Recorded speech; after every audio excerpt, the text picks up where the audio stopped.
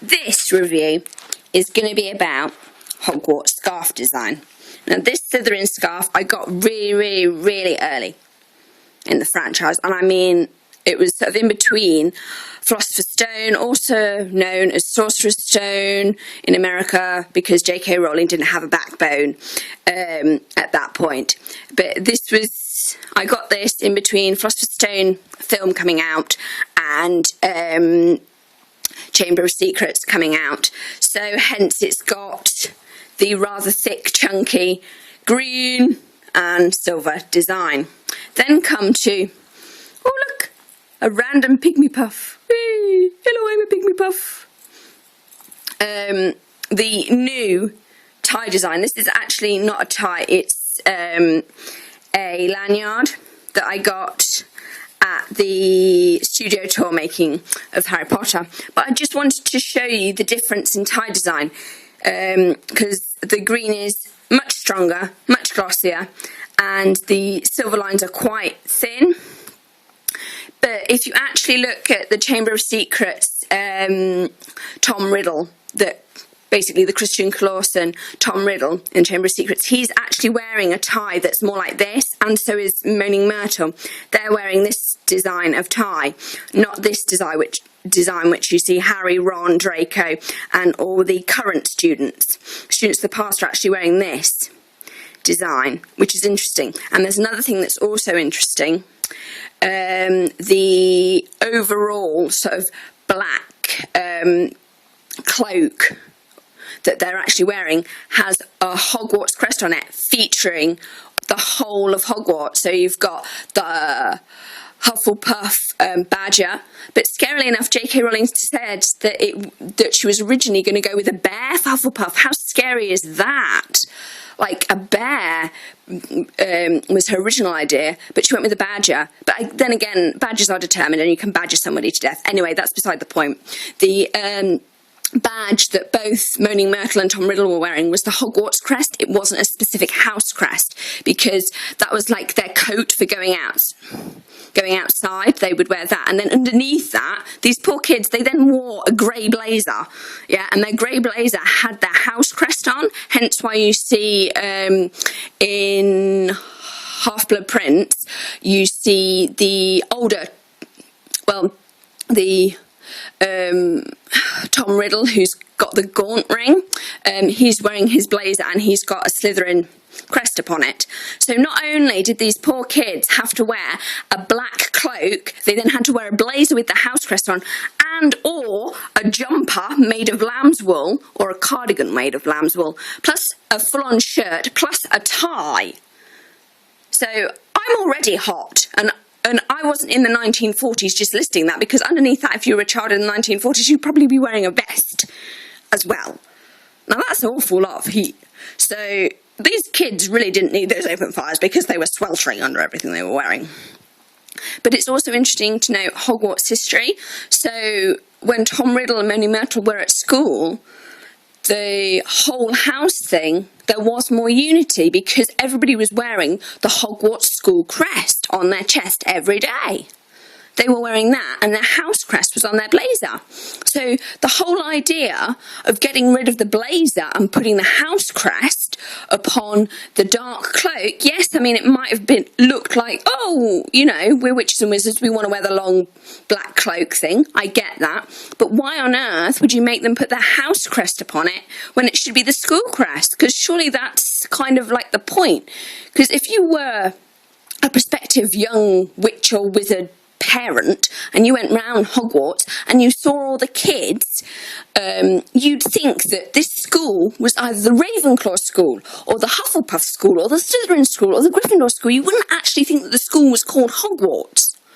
If you went round during Harry's day, you'd think, oh, my child goes to Gryffindor school, or my child goes to Slytherin school, or Hufflepuff school, or Ravenclaw school. But if you were going round the school in Tom Riddle's day, when he was a student there, and Moaning Myrtle and Hagrid, you'd actually see the student body, and they would be wearing a black cloak with the Hogwarts crest on it. And you'd actually think, oh, right, so the school you're at is Hogwarts.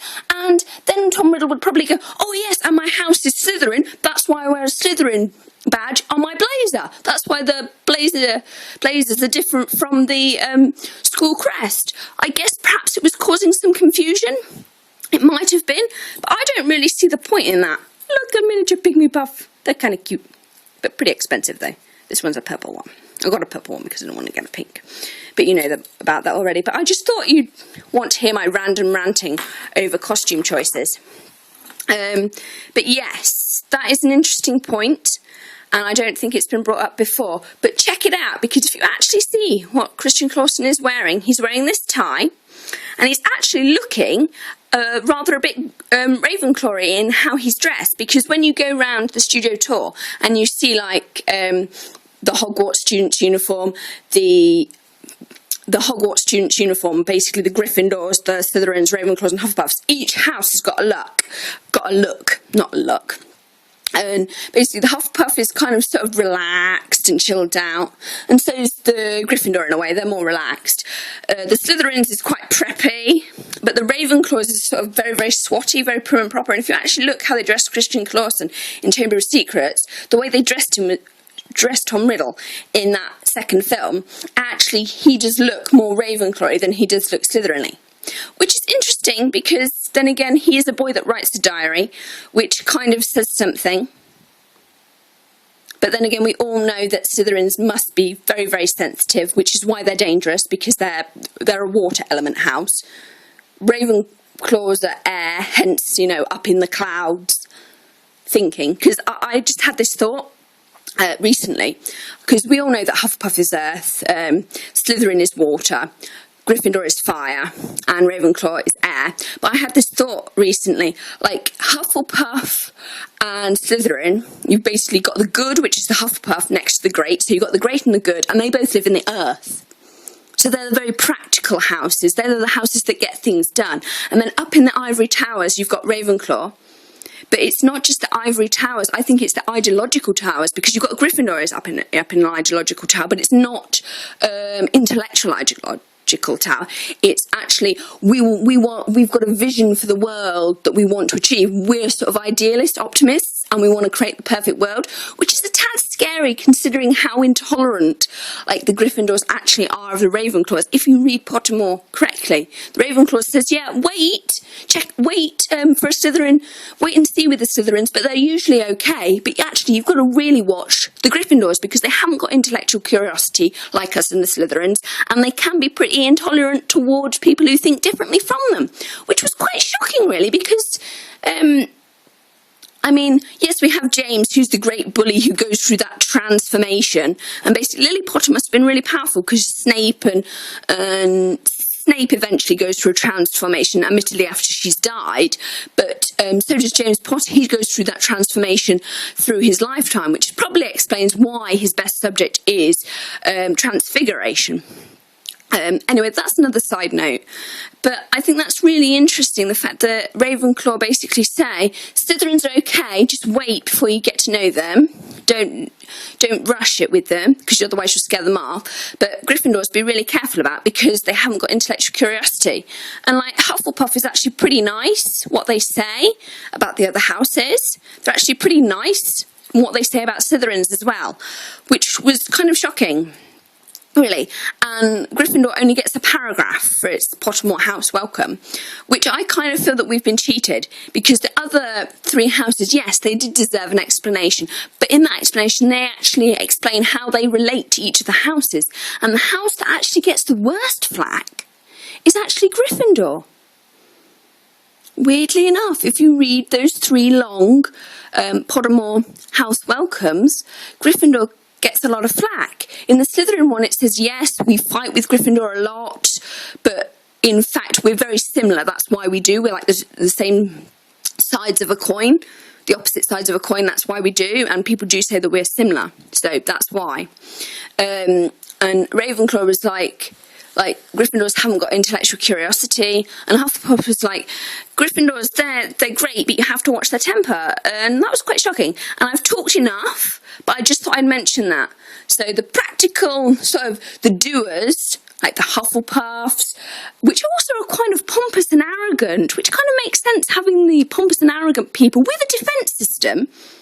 Hufflepuffs actually have a defence system. Yes, they use the same knock on that barrel, but if you get that knock wrong, you'll get sprayed with vinegar. Vinegar is an acid. I mean, have we been misreading Hufflepuffs? And they could badger somebody to death. I have a lot of respect for Hufflepuff, and I'm a Slytherin. In fact, I got Slytherin straight away on Pottermore. I wasn't trying for any house, I just answered the questions honestly, and that's where I knew it would put me. I just knew that I would go there. And I think it's really important that we don't actually say that Hufflepuffs are inadequate. Their symbol originally was going to be a bear, and actually hearing that their symbol was going to be a bear, I was quite frightened. A badger can actually kill things. It kills rabbits and other animals. Badgers are not friendly creatures. Do not be fooled by a Hufflepuff. Okay? They are dangerous and defensive. They spray acid at you if you get the knock wrong to their door. Okay? If you get the password wrong at Slytherin or Gryffindor, you just don't get let in. You don't get sprayed with acid. I mean, at the Ravenclaw one, you just feel really stupid for not answering the riddle right. You know, but Hufflepuff, no, if you knock on our door incorrectly, we're going to spray you with acid. Admittedly, they might have a point because they do live next to Slytherin House. Let's be fair. But I think we might have been misled, and I've talked enough. Hope you have enjoyed my rant. Bye. Slytherins rule.